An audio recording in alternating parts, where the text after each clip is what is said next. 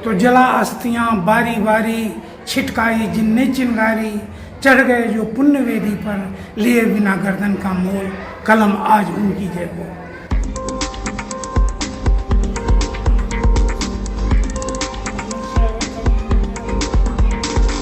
इस न्यूज के प्रायोजक हैं अफजल फर्नीचर।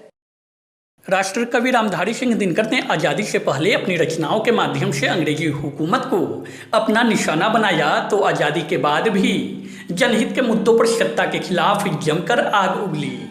उनकी रचनाएं जयप्रकाश नारायण जैसे नेताओं के लिए भी प्रेरणा स्रोत बनी।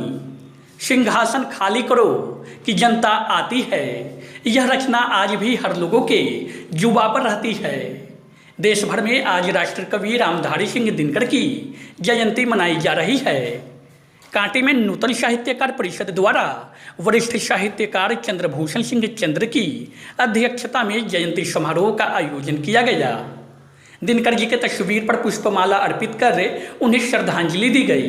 इस मौके पर परिषद के अध्यक्ष चंद्रभूषण सिंह चंद्र ने कहा कि हिंदी साहित्य के लेखक कवि के रूप में दिनकर जी पूरे विश्व में विख्यात है। उनकी रचनाएं आम जनमानस की समस्याओं से जुड़ी रही है। उन्होंने अपनी रचनाओं से पहले अंग्रेजी हुकूमत को अपना निशाना बनाया और फिर आज़ाद भारत में सत्ता के खिलाफ उनकी कलम खूब आग उगली। उन्होंने बताया कि दिनकर जी का लगाव मुजफ्फरपुर से काफ़ी रहा है। शहर के प्रतिष्ठित लंगट सिंह महाविद्यालय में हिंदी विभाग के अध्यक्ष रहे थे। इस मौके पर पिनाकी झा, बसंत कुमार, दिलजीत, मुन्ना उपस्थित रहे। आज राष्ट्र कवि दिनकर की जयंती है।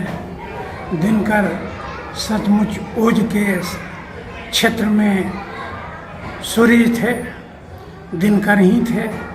आज उनकी जयंती पर हम उन्हें याद करते हैं, उन्हें सत सत नमन करते हैं। उन्होंने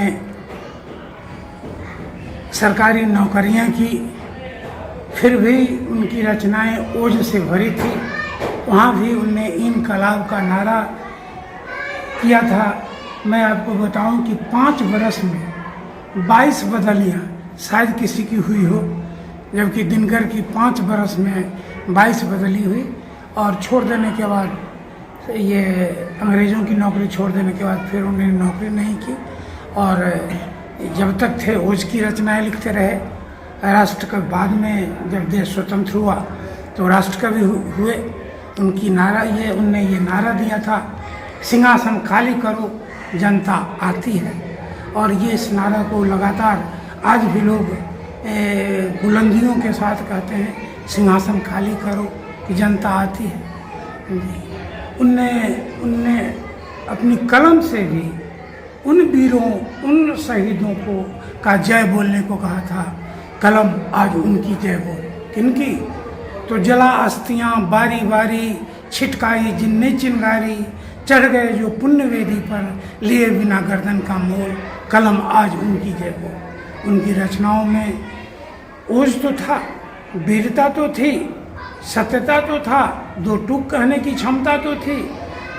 लोग कहते हैं कि उनने श्रृंगार की रचना भी उनने की थी और वह उच्चतम कोटि के श्रृंगार की रचना। उर्वशी आपने जाना होगा, हम सब जानते हैं, रंभा, तिलोत्तमा, उर्वशी ये परियां नहीं, परियों में श्रेष्ठ थी, परियों में श्रेष्ठ थी। और उर्वशी पर उनने एक खंड काव्य ही लिखा या काव्य ही लिखा। जवाहरलाल नेहरू ने स्वयं कहा था कि संस्कृत के ये 4 अध्याय जो पुस्तक लिखी गई, अब तक हमसे लोग आग्रह करते रहे कि आप भूमिका लिखिए, लेकिन मैंने उसमें दिनकर जी से आग्रह करके पुस्तक मांग के मैंने उसकी भूमिका लिखी थी। तो इतने बड़े कवि थे, इतने बड़े ओजस्वी कवि थे।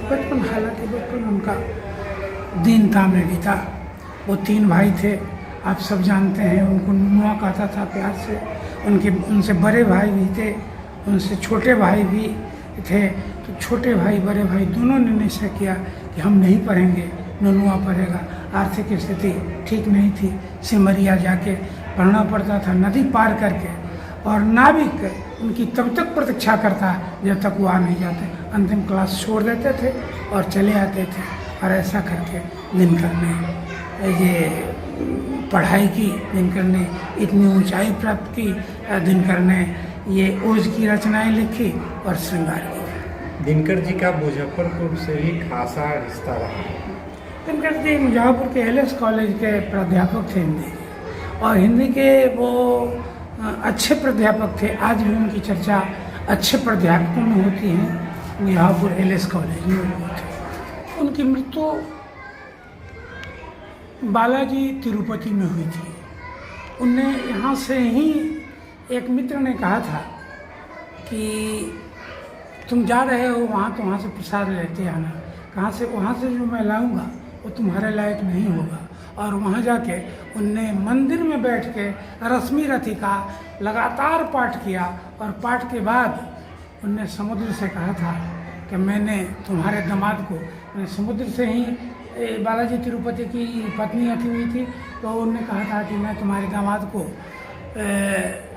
इतनी बात सुनाया, इतनी कविताएं सुनाई, सो मुझे वरदान के रूप में मृत्यु दो, और वहीं उनकी मौत हो गई।